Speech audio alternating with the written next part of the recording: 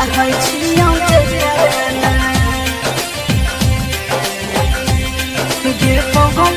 तोर बहाबै छी केतना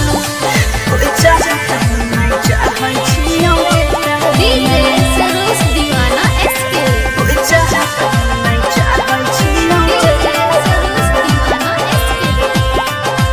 सिंगिंग बाय रोशनलाल यादव गे पगली तोर बहाबै छी केतना कोई चाहता नहीं चाहै छियौ जेतना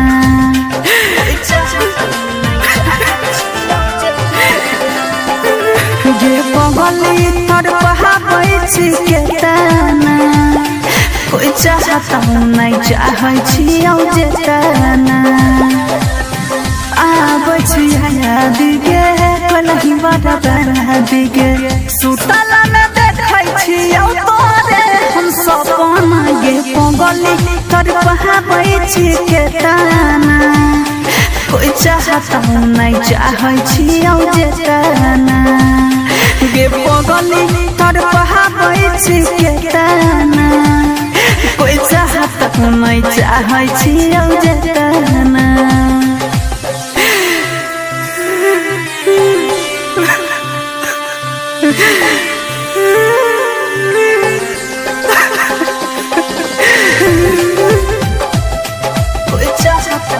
presented by Monabik Music Sai recording studio Delhi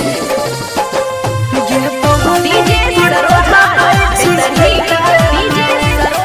Saroja DJ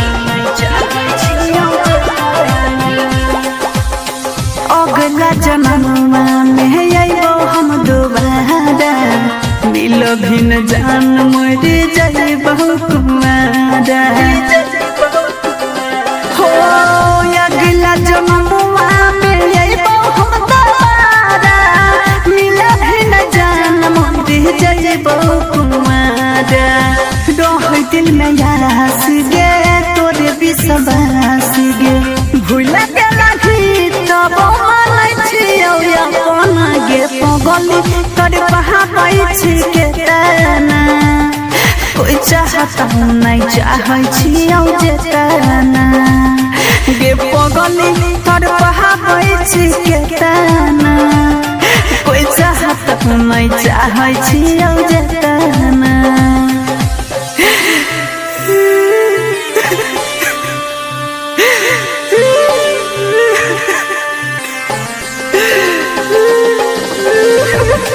DJ Saroj Deewana SK presented by Monabik Music तुहर का नाम है डीजे सरोज तहर कहाँ घर है रोशन के जिंदगी में देख जहर गे चल गेल छोड़ के तू कवन सहर गे हो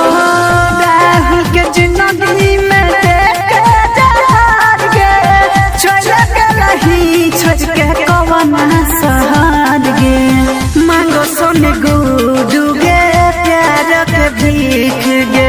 भूल गेला तब मानै छियौ अपना गे पगली तोर बहाबै छी केतना